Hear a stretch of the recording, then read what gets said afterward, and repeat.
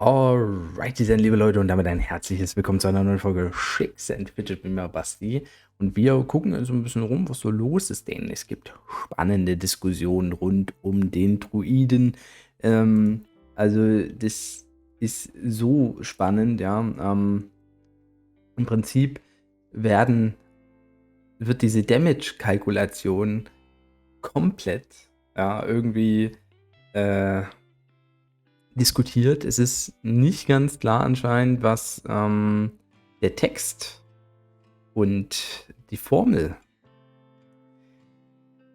also dass das nicht ganz konkurrent geht und da werden wirklich Simulationen gemacht und Formeln aufgestellt, noch krasser als ich. Also ich habe das auch bei der Biermaske gemacht, da hat mir irgendwie keiner geantwortet. Leute, Dankeschön, im Englischen. Also Discussion ist ja immer in Englisch. Aber das ist mir auch too much. Also ich finde es interessant, aber ich kann es nicht wirklich erklären oder ich verstehe es grob, aber ich werde es jetzt nicht vermitteln. Könnt ihr euch selber den ganzen Verlauf angucken im Shakes and Fidget Discord Discussion vom Druiden. Ist sehr spannend. Was auf jeden Fall aber erwähnenswert ist, dass anscheinend der Druide derzeit keine Armor hat. Also kein Schutz, obwohl 25 oder 50% dastehen, scheint es wohl in der Damage-Kalkulation im Fight nicht zu sein. Das ist ein Bug. Shikuni, der quasi auch für offiziell spricht für Shakes and Fidget Support Team, also von mehreren, die das machen. Er hat erwähnt, dass das gefixt werden wird. Im Moment wird gesagt, man sollte die Tigerform nutzen, außer man kämpft gegen Magier. Da sollte man den Igel nutzen. Der Bär kommt irgendwie ganz schlecht weg im Moment. Aber die Igelform, die Tigerform, also Katzenform, Katzenmaske, hat wohl trotz dieser fehlenden Armor eine relativ hohe Winrate gegen andere Klassen. Ich habe jetzt gehört, dass der Dämonenjäger eigentlich so mit am schwierigsten zu bekämpfen ist, was natürlich irgendwo auch logisch ist, denn wir haben es ja auch beim Scout und beim Assassin, wenn der Dämonenjäger sich dann einmal revived, dann ist es schon schwierig, da nochmal durchzukommen. Und so ähnlich verhält es sich ja auch mit der Katzenmaske. Der Igel ist halt stark gegen Mages. Beim Baden weiß ich jetzt nicht, was da empfohlen wird. Also prinzipiell dann eigentlich auch der Tiger.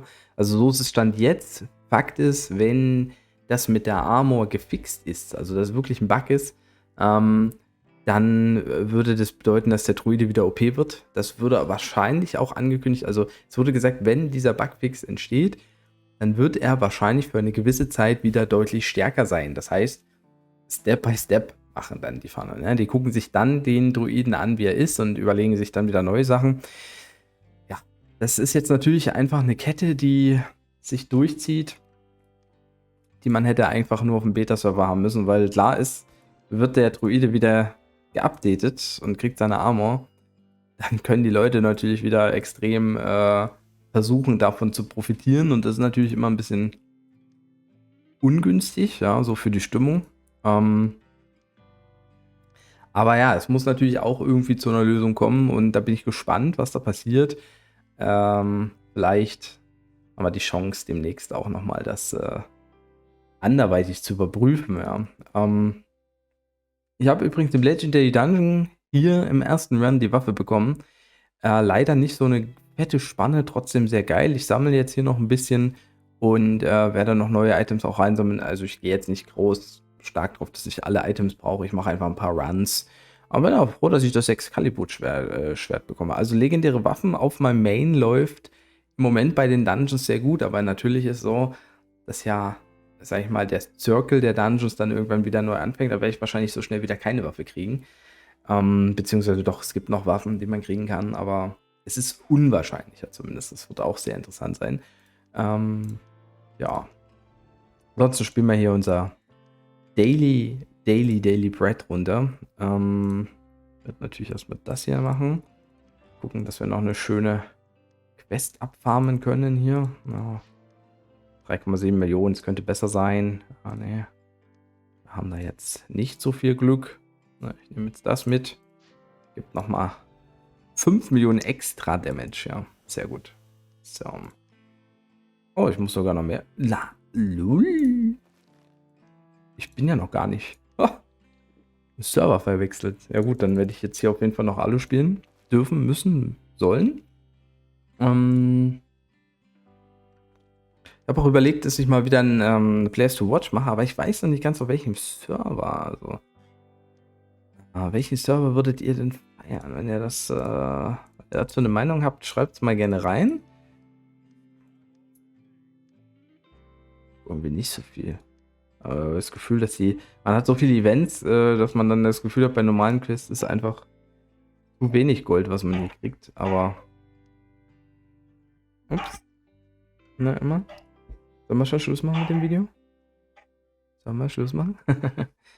Aber gut, das liegt auch daran, dass 800.000 XP ist halt schon relativ viel, ne? Also, naja, wir nehmen trotzdem die kurze Quest. Let's go. Ja, das ist schon besser. Das sieht doch schon besser aus. Das sieht auch gut aus. 7 Millionen, das ist ganz schmackhaft. Wunderbar. Ja, es ist natürlich auch allgemein die Diskussion über die Charaktere und die Art entstanden. Also, man hat so ein bisschen das Gefühl in der Community, dass, sag ich mal, aufgrund der Vielzahl der Klassen, ne? Also wir gehen ja immer vom Schere-Stein-Papier-Prinzip aus bei den ersten 3 Klassen. Das geht ja so nicht weiter. Ja, dann kam der, ich weiß gar nicht, welcher als erstes kam. Ich glaube, der Assassine kam als erstes. Der ist in sich noch relativ gut, also passt gut in das Schema rein. Ne? Er ist halt ein bisschen zuverlässiger als der Scout, weil er einfach viel mehr Zwischenergebnisse erzielen kann. Also etwas stärker im PvP dadurch. Kampfmagier hat halt, ja, ist immer so die Sache mit dem Feuerball, mit der Berechnung, beziehungsweise Klassenbonus. Also der hat schon eben noch ein paar Fragezeichen, genauso wie Berserker auch Klassenbonus Fragezeichen aufwirft nach wie vor, die ungeklärt sind. Ja, und dann kommen ja schon der Dämonenjäger, der jetzt durch den letzten Buff halt extrem stark ist im PvP gegen die meisten anderen Klassen. Außer halt gegen Magier. Und ja, das andere, was jetzt eben hinten rauskam, mit dem Druiden, jetzt wie er jetzt ist und der Bade, also die gehen halt so verschieden rein, dass man das Gefühl hat, ich habe es ja auch beim Baden damals gezeigt, dass Balance jetzt nicht heißt, du hast gegen alle Klassen grob zwischen 45 und 55% Win-Chance, ja, sondern dass es halt Klassen gibt, die sowohl im Positiven als auch im Negativen stark über diese Prozent hinausgehen. Und das heißt, es ist halt mehr RNG-based und es gibt Klassen, gegen die hast du dann fast immer eine Chance und andere Klassen putzen dich immer weg. Und das ist natürlich auch problematisch, wenn du bist aktiv im PvP, ne? Wenn du jemanden angreifst. Und du bist ja viel häufiger tendenziell passiv im PvP dabei, wenn, ich weiß gar nicht, ob ich jetzt gerade immer die richtigen Quests ausgewählt habe, wenn du angegriffen wirst. Das heißt, Klassen können sich dich rauspicken, weil sie wissen, ich habe hier eine gute Win-Chance. Du kannst grinden, wie du willst. Dann kommen die anderen Klassen und ballern dich halt weg. Ne? Also, das war natürlich grob auch schon so mit den ersten 3 Klassen, aber man konnte halt nicht so krass über die Stränge schlagen. Und dieses Gesamtbild ist halt viel weiter gestreckt. Und je mehr da Klassen kommen oder Reworks kommen, desto schwieriger wird es halt eigentlich von Haus aus, das richtig umzusetzen. Deshalb ist es umso wichtiger, dass diese Sachen dann bestenfalls im Voraus über die Community abgedeckt werden. Und diese ganzen Gedanken, die sich Leute im Shakespeare Fidget Discord machen, die posten dort Videos, Bilder, Formeln rein, das ist so krass.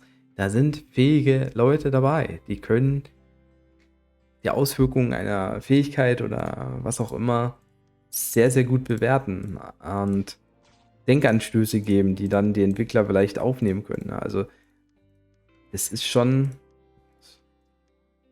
Ja, die ist besser. Das ist schon machbar, ja. Und das sollte man bestenfalls wirklich dann langfristig wieder nutzen. Ich hoffe, dass das Flyer Games so macht. Und ja, das wären noch spannende Zeiten. Also, äh, das man kann nicht ahnen, wo das alles noch hinführt. Also, das ja. Habe natürlich auch gelesen, ne, also, dass es auch Meinungen gibt, wenn jetzt irgendwelche Reworks oder anderen, Geschichten den eigenen Major dann betreffen oder die Klasse und sich dadurch dann Situationen ähnlich des Druiden ergeben, dann würden die mit dem Spiel auch aufhören. Also, die Stimmung ist halt nach wie vor da jetzt, nicht durchweg positiv, ja, und das ist halt schade. Ja, das ist schade und, ich freue mich, wenn wir mal sagen können, ich meine, Performance ist Thema, ja, legendäre Dungeon Start war die Performance auch nicht so optimal. Ähm, aber das kann man noch irgendwo verschmerzen. Aber ich ja auch schon mal sagte, wir hatten schon viel schlechtere Zeiten. Also, freue mich, wenn viele Baustellen mal abgearbeitet sind und wirklich mal eine Sache kommt, die dann wieder durchweg eigentlich positiv angesehen werden kann. Und das ist dann immer schön, ja, wenn die Entwickler dann auch dieses Feedback sich verdienen können, ja. Und es ist aber auch nicht einfach. Also das, ich möchte auch nicht in deren Haut stecken, ja, muss ich auch so sagen. Das ist nicht immer eine Ehre, auch oftmals eine Bürde, ja. Das haben wir schon von Frodo Beutlin gehört bei Herr der Ringe. Ja, große Bürden. Ne? Oder auch bei Spider-Man, ja, große Kraft, große Verantwortung. Also ganz spannend. Ja, auf meinem Mem bin ich dann jetzt durch. Dann werden wir gleich mal nochmal hier durch das Glücksrad gehen. Die letzten Quests mache ich dann kurz vor Mitternacht. Ich glaube, bei Pets kann ich nochmal schauen. Wo sind wir denn hier? Da kam jetzt noch mal ein bisschen was rein. Heute, aber auch nicht viel, ne? Also vorher. Ich nutze mal dann gleich das, wo geht. Aber da bin ich auch gut dabei. Ich weiß nicht, wie lange man jetzt noch braucht, dass man das auf Max hat. 484 ja im Moment. Wir können mal wieder einen Free Try geben. Aber das, ich denke mal, nach den, also wenn ich dann noch ein paar Items habe, mich neu equipped habe, vielleicht auch die Begleiter noch mal ein bisschen verbessert habe, dann möchte ich dann schon auch probieren, den Unge endlich mal zu schlagen. Ja, also das ist so ein Mini-Ziel, was ich mir auferlegt habe. Der soll dann doch mal fallen, ja, dass ich dann hier mal einen neuen Gegner für mich bekomme in der Schattenwelt. Das wird sein und ja, mal gucken. Ihr seid dann hoffentlich dabei. Haut auf jeden Fall rein. Macht Tschüss und Servus, euer Basti.